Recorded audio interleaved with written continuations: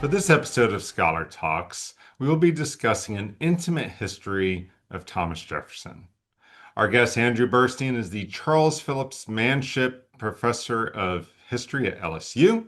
He's the author of 13 books, including The Passions of Andrew Jackson, The Problem of Democracy, The President Adams Confronts the Cult of Personality, and his new book, Being Thomas Jefferson, An Intimate History, which is the subject of today's conversation. I am Tony Williams, Senior Fellow at the Bill of Rights Institute, and I want to welcome you to another episode of Scholar Talks in our America 250 series. And Andy, thank you very much for joining me. I've been looking forward to the conversation, Tony. I love your book, and I really want to hear the backstory on this one. It's a really unique approach, and so let's start how you came up with the idea for the book, and maybe explain your approach to our viewers about what an intimate history of Thomas Jefferson looks like. Sure. I'm a student of 18th century American English, and this is the consummation of a career studying the life of the mind in early America. Um, Language was an intoxicating field of study. The nuances, metaphor, rhetoric, going back to the ancients. And so in trying to situate Thomas Jefferson in his world and construct the boundaries of that world, to get inside his head, requires an understanding of the whole Enlightenment picture. We think of the Enlightenment as a moral philosophy, the language of rights, political rights, and it is that. Right. But there's so much more going on that involves the human condition. Mhm. And that's how I get to intimate history. There's the medical enlightenment, which was just as important. It was the language of passions, the language of appetites. Mhm. And it was as critical as the moral philosophy. So you can't just look at the Age of Enlightenment and the American Enlightenment, which gave birth to this country, the language that we still hold dear, particularly the Declaration of Independence. We need to tease out emotional states in order to understand how the people of the time received those words of Jefferson that live on. He had a seductive way with words that is the reason why we still relate to Jefferson or can quote Jefferson. And we can't quote George Washington or even John Adams, Hamilton, Madison. They didn't have that power, that emotive power that Jefferson did. I'll give you an example, a couple of examples. Let those who flatter fear. It is not an American art. Now, he wrote that boldly in a summary view of the rights of British America in 1774, which preceded the Declaration by 2 years. His ability, the cadence, the rhythm, as well as the emotional content, he's going up against the king in a most particular way. Let those who flatter fear. It is not an American art. He's injecting the colonial pride in a way that the standard documents of the time did not. This is poetic.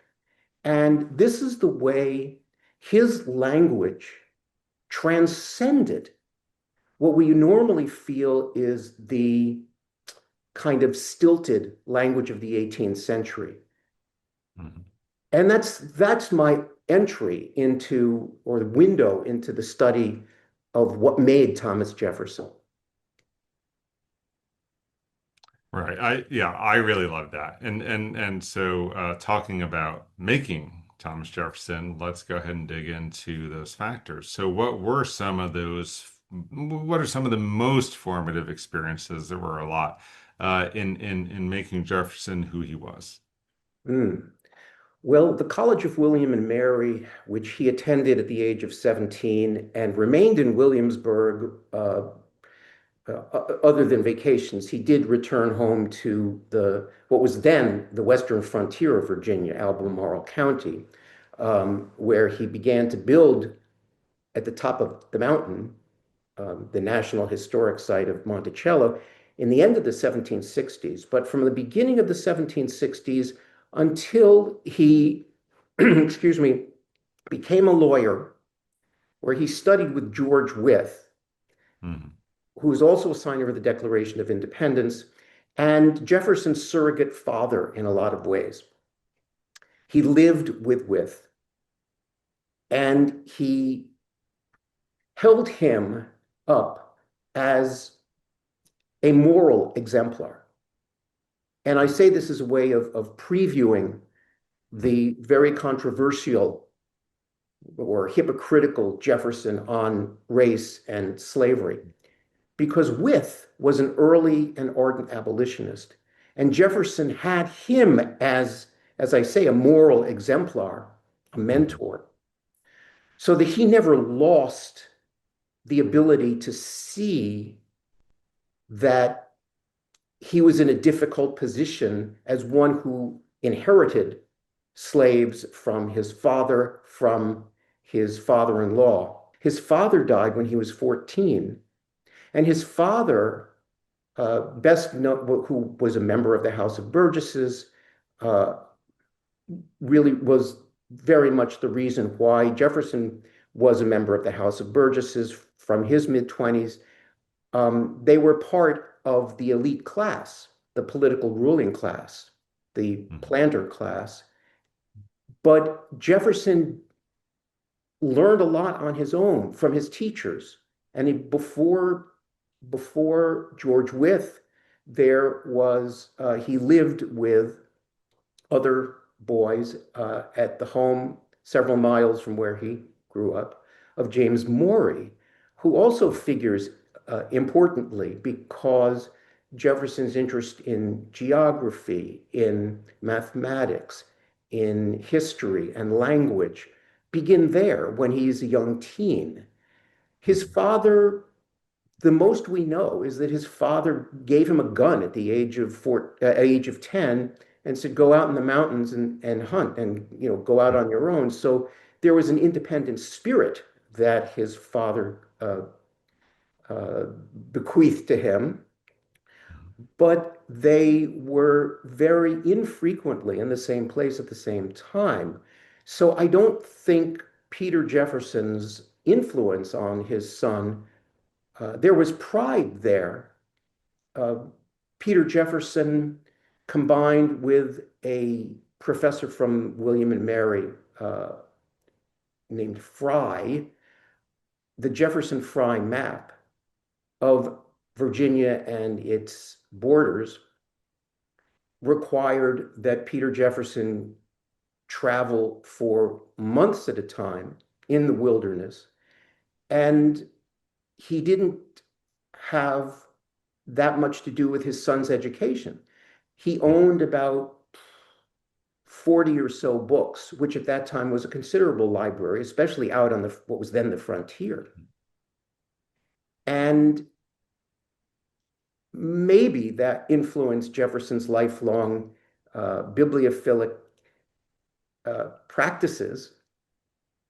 But on the other hand, his mother survived uh, well into his adult years, Mhm. yet at the cemetery that Jefferson constructed at Monticello, he places his mother, and he's a micromanager. He's controlling of his environment. That's one of his chief traits as a human being.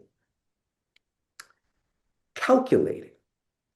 He placed his mother's grave at some distance from Mhm. the intimate uh, square where he's in the center, surrounded by his wife, his best friend, his Mhm. two daughters, he's got this all planned out, and he buries his mother a good 10, 15 feet away Hmm. next to distant cousins with whom neither of them had much of a relationship. I don't want to overanalyze. I'm not placing Jefferson on the couch in this book, but I do analyze his language for clues, what he wrote, what he didn't write, what he said, what he didn't say. And so, in terms of his uh, foundational period, he's a self-taught architect who decides to build on the top of a mountain, which is not the most practical thing to do. It's his dream world, it's his fantasy world. Right. And he wants to bring people to the mountain to engage with him in a kind of amusement that is both intellectual and nature loving. To hold up his telescope and say, "Look out there at the Blue Mountains," and he'll see a phenomenon like looming, he calls it, where a distant mountain is uh, seems to have unusual characteristics, like it fades in and out. And he's an amateur scientist, he's an amateur linguist, he teaches himself languages, and he does all this in this library that by 1776 was already 1,500 Hmm. volumes and contained the medical enlightenment, since I mentioned that earlier, the ancients, modern poetry, literature, just runs the gamut. Great. So you mentioned George Wythe and the moral, moral philosophy, the moral sense. So my next question leads right into that. So how does the Scottish Enlightenment, in particular, other forces of the Enlightenment, shape Jefferson's drafting of the Declaration of Independence? Yes, I do examine Right. the role of the Scottish philosophers like Adam Smith, and Theory of Moral Sentiments is a marvelous book that Mhm. still reads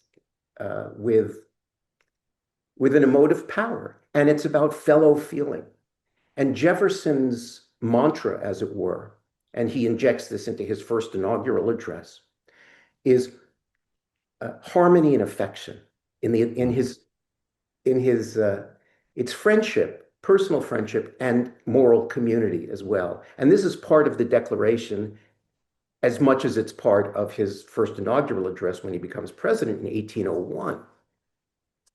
Harmony and affection, he writes in the first inaugural, without which liberty and even life itself are but dreary things.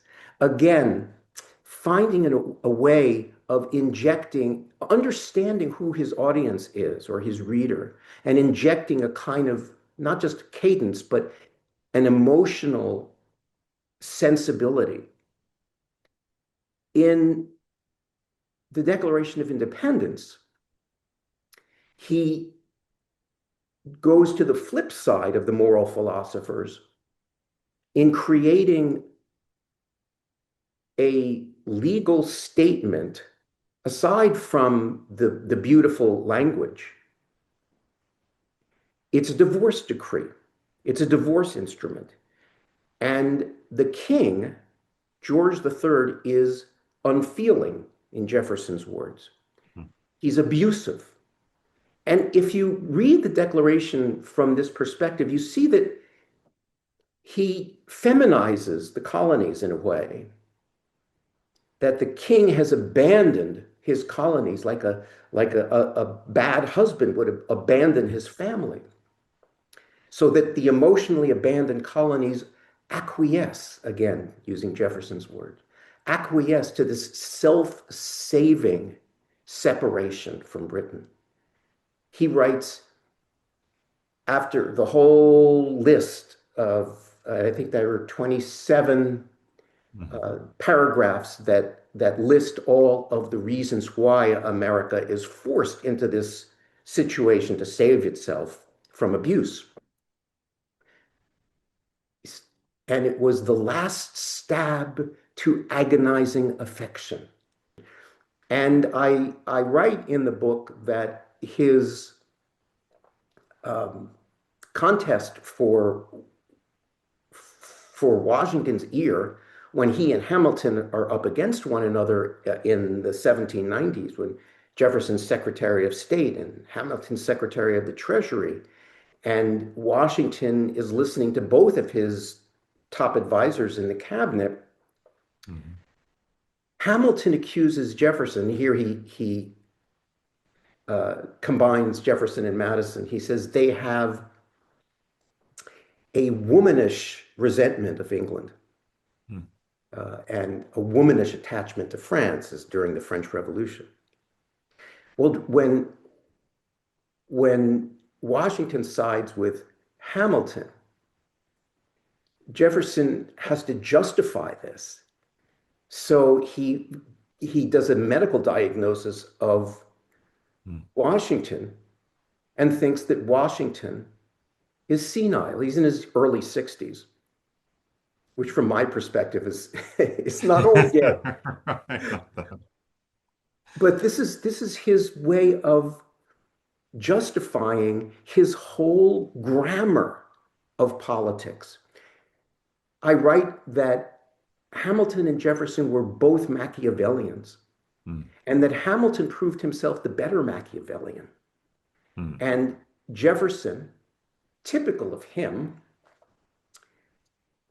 runs from when he sees he no longer can influence Washington, he runs. He runs back to Monticello where he's healthy, where he's in control of the environment, where he's the boss, and can write letters justifying his positions. Uh, he also wants the men in political life who have been reading the newspapers, who see what's going on. He writes to Madison, the motion of my blood no longer keeps time with the tumult of the world. He puts it in this, again, this kind of neurological, uh, medicalized language Mhm. to state that he can only feel once he's removed from political contest, from the um, the disruptive world of there it was Philadelphia, Mhm. only then can he restore that proper balance. And then he went about trying to find biographers who would utilize his vast collection of every scrap he ever wrote on, he kept and filed in a very orderly manner. Mhm. And uh, in the end, he relied on his loving family, his grandchildren, to see to it that Jefferson's uh, message to posterity was preserved and that he won the war against Hamilton and against John Marshall, whose multi-volume biography of Washington, using Washington's papers, which were given to him alone.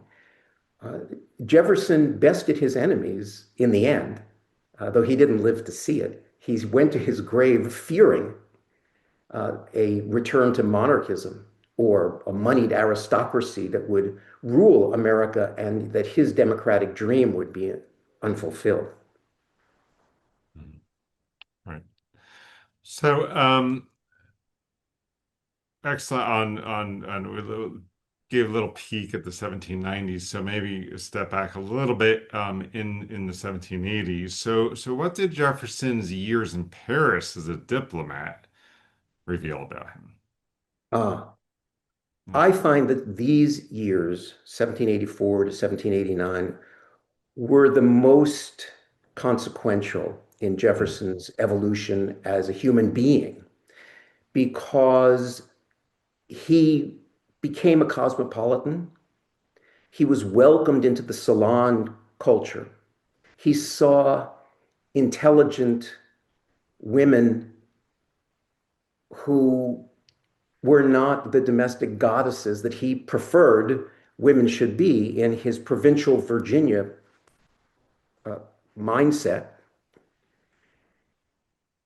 He inherited, in a way, not just Benjamin Franklin's position as minister to France, essentially ambassador, at a critical time when France, the liberal nobility, was in charge of the direction of the state. And Jefferson was there long enough to see the fall of the Bastille and the rise of men like Lafayette and another marquis, the Marquis de Condorcet, who figures heavily in my book as an influence on Jefferson. Of all the people in France that I think had the most impact on him and that introduced him to the progressive values that he could have embodied and then come down to us today as a true progressive. He understood from Condorcet how this could be possible in their world, but he didn't have the guts to go up against traditionalists and became socially more conservative as he aged. Whereas Condorcet, who lost his life during the Terror in 1794, but left the world with books that Jefferson read thoroughly.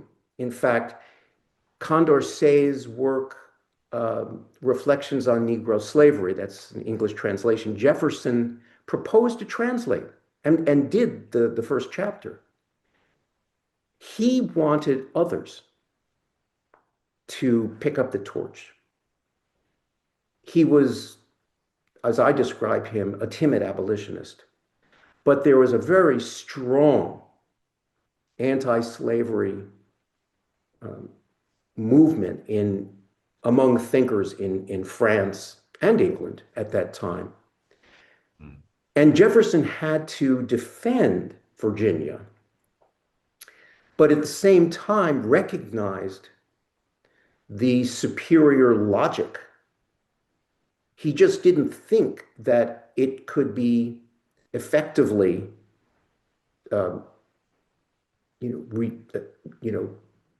put into legislation in America. So he had thought that Condorcet's reflections on Negro slavery would have an impact, just as, and he would certainly mention George Wythe as an example of someone who could help carry those ideas into the political circles that they traveled in, the political elite of Virginia. There was another man in England, Richard Price, who is, we would say, liberal, progressive. And he, too, was in close contact with Jefferson. And his anti-slavery pieces, he was afraid, he thought that the Virginians were most favorably bent on doing away with slavery. So, and Condorcet, by the way, was also an ardent feminist. This is even before Mary Wollstonecraft's 1792 Vindication of the Rights of Women. He was way ahead of his time. And so Jefferson and he were very close for those years Jefferson was in Paris. I think that Jefferson didn't have, there was something, he was a mild-mannered individual. He didn't confront or argue face to face. He liked to work through other people. He liked in politics throughout his adult career, but especially in his presidency. And he worked through the rising generation of politicos whom he could influence and keep my name out of the papers. But that's the way he practiced that sort of political Machiavellianism. Um, so I say France was critical. It was critical because he saw a way of being bold, as bold as he was in 1776, when he wanted to uh, have the Declaration of Independence attack the king for the persistence of slavery in America, or at least the slave trade, the Atlantic slave trade. So that wasn't in the final version, of course, because the southern states protested. And this was about harmony, or not just a military alliance in the revolution, but harmonizing, speaking with one voice. But Jefferson gave up on that. And to the end of his days, he and Lafayette exchanged letters back and forth, back and forth.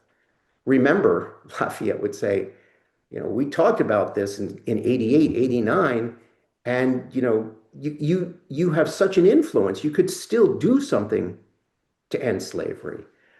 So on this level, I think Jefferson, he becomes a dissatisfying figure. He's someone who gives us such beautiful language and yet doesn't live up to what he knows is morally just. Um, I have sworn on the altar of God, my eternal hostility toward every form of tyranny over the mind of man. Mhm. Right. So we've, I think, covered the 1790s party war and so forth. So maybe jumping a little bit ahead. So why is a man of Jefferson's sort of common man, virtuous yeoman farmer, Republican ideology, he has a really energetic president, as you describe it.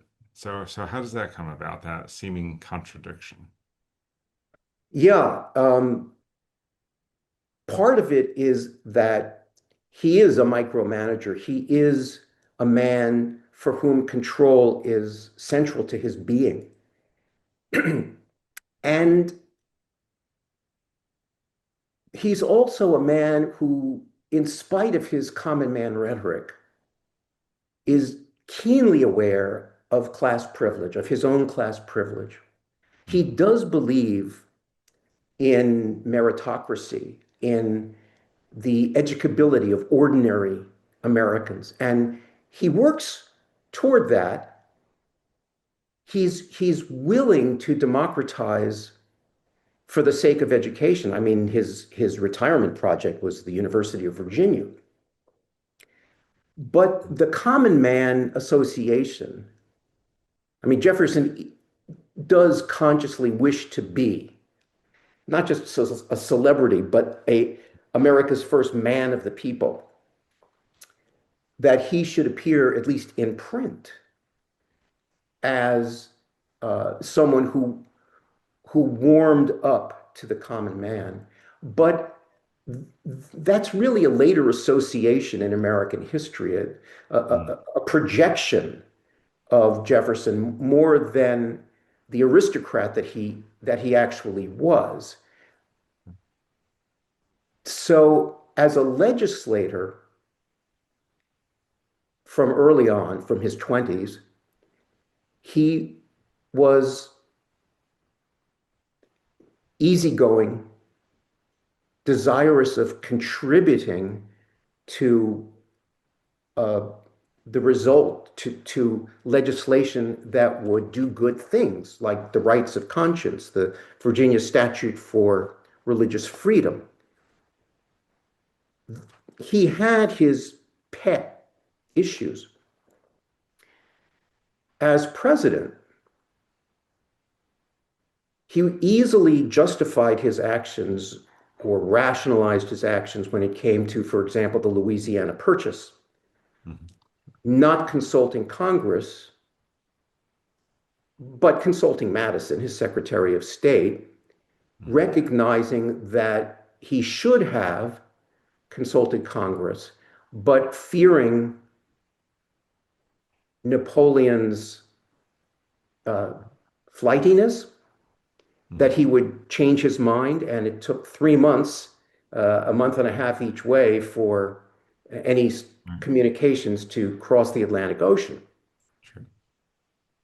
So here, that's a good example of Jefferson asserting executive control. But it's also an example, an understandable example of his nationalism, of his faith in America's expansion so as to remove the European powers from the entire North American continent. That wasn't just his dream, but he did what he could to further it along. And the Louisiana Purchase, obviously, doubling the length and breadth of the continent up to the Rocky Mountains, which then were not even known, and sending out Lewis and Clark. These kinds of things,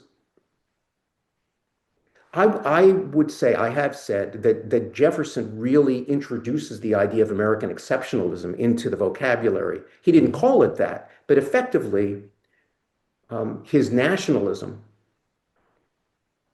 his belief that America had this bright future, that it would avoid the pitfalls, the urban squalor of London or the parts of Paris. He thought that this agrarian republic, without uh, European competition, was America's future, and that his purpose was to uh, see that he helped move it along. Um, I would say that he considered himself the savior of the American Republic, that he Right. wanted to go down in history, accepting, even though Washington went to his grave despising Jefferson, that Washington was to be given the crown. Well, perhaps the monarchical metaphor is inappropriate here, but give Washington the responsibility and the plaudits for having secured America's victory in the Revolution, but that the Republic itself owed its very existence and its character to Jefferson. Hmm. So that tells you something about his ambition. It's a national ambition for the country, but it's the country in his image. And when in retirement, he refers to his election as the Revolution of 1800, Mhm. that tells you a lot about his sense of self-importance and his basic impulse to control the narrative of how American history is told to future generations. Right. Right. Yeah. Really fascinating. So a big question, Jefferson and slavery, right? It's a big topic, but what is really the essential takeaway if you can narrow it, focus Well, it? there are so many Yeah. great books on this subject. What I've added here in this book is, yes, Jefferson began as a staunch critic, as I said earlier, of the Atlantic slave trade, but he was unable to confront the his friends, the political elite, the members of the Southern planter class. He always had as justification for his lifelong involvement in slavery. He used the justification of the debts he incurred on inheriting the debts of his improvident father-in-law, John Wales, who died in 1773, I believe, just a Mhm. year after Jefferson married his daughter. And he was in debt to British bankers, and the interest kept rising. And Jefferson, spent his presidential salary on entertainment. He wasn't exactly a good money manager. As important as balancing the budget was for him as president, in his personal life, he was like so many of the others of his ilk who felt that they needed uh, this unfree labor in order to bail themselves out. It's Mhm. really the saddest story that they knew slavery would have to come to an end, but they weren't prepared to make the personal sacrifices. Mhm. And Washington, who didn't owe money, who was one of the wealthiest landowners, Washington had arguably even greater impact on the American populace. And he did not, as president for 8 years, lift a finger or bring up this subject of slavery and abolition. Mhm. So, and even after, he's sometimes forgiven because when in Washington's final will, he emancipated the slaves at Mount Vernon, but only after his widow died. Mhm. Martha Washington died a few years later.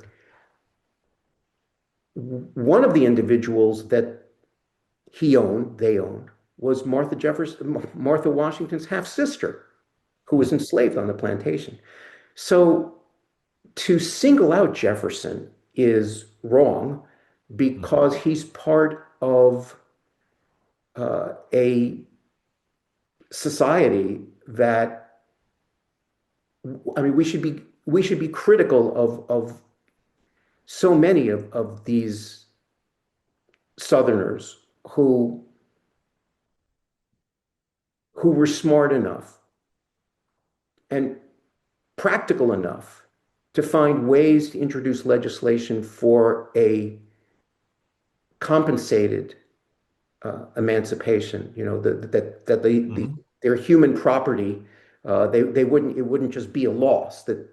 But of course, Jefferson, and again, this is his scientific racism, believed that the only way black and white could or enjoy their natural rights was for the two races to be separated, geographically separated, and that, um, and Madison too was a colonizationist, that the blacks should be emancipated and then recolonized back to Africa from West Africa, from whence they were kidnapped.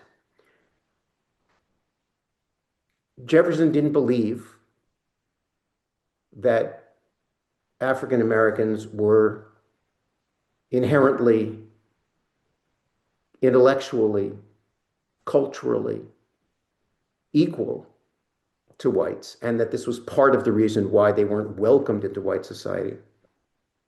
And he never changed. He was presented with evidence to the contrary, but he refused to admit new evidence into his thinking. Um, in Notes on Virginia, published in the mid 1780s, he famously um, attacked Phyllis Wheatley, the Revolutionary poet, saying, "Oh yes, well, her poetry reveals religiosity, but not, but she's a copyist." Or Benjamin Banneker, whom he wrote to Condorcet about, saying, ah, maybe you're right. Um, I've found a black mathematician, Hmm. and I've appointed him to the project of building the federal city. And this maybe I can reevaluate how I feel, and that you were right about the intellectual abilities, Mhm. regardless of race, of all people. And that's the Condorcet. But he didn't really mean it, because a few years later, he's writing to a political ally. And he says to him, you know, Banneker, I'm sure he had help from a white man. Hmm. So there's that cold-bloodedness in Jefferson when it comes to his racial science, pseudoscience, that it is, again, a major disappointment. Right. So, final question. Jefferson, a man of complexity, a man of contradictions, a man, perhaps, I think, as you write in the book, a man of mystery. Who is the Jefferson in a nutshell you want to leave readers with? Well, he's a sensitive human being. He's an extremely talented, multifaceted man. He rationalizes, everyone rationalizes. No one goes through life without lying about one thing or another. But you find in this book that he resists being found wrong. Hmm. Um, he has an unusual need to control his physical and psychological environment, and to justify his vision for the future of America. That harmony affection that he frequently invokes Mhm. is his legacy, but so is his persecution of his vice president, Aaron Burr. Mhm. So is the vindictiveness he showed toward Federalists, Mhm. saying on the one hand that, you know, the moderate Federalists could be forgiven their erring ways, and we can all work together, but only, this is parenthetical, only if they become Jeffersonian Republicans. So he fought against those who painted him as weak and cowardly. And it didn't matter if they had died. Patrick Henry is a good example, all tongue without head or heart. You know, he didn't want the charismatic Patrick Henry to be remembered as an important member of the founding generation, but to see him as money hungry. And he does all he can to minimize the importance of those whom he didn't like, or Mhm. to find them wanting in some way. And as much as he fantasizes an America of harmony and affection,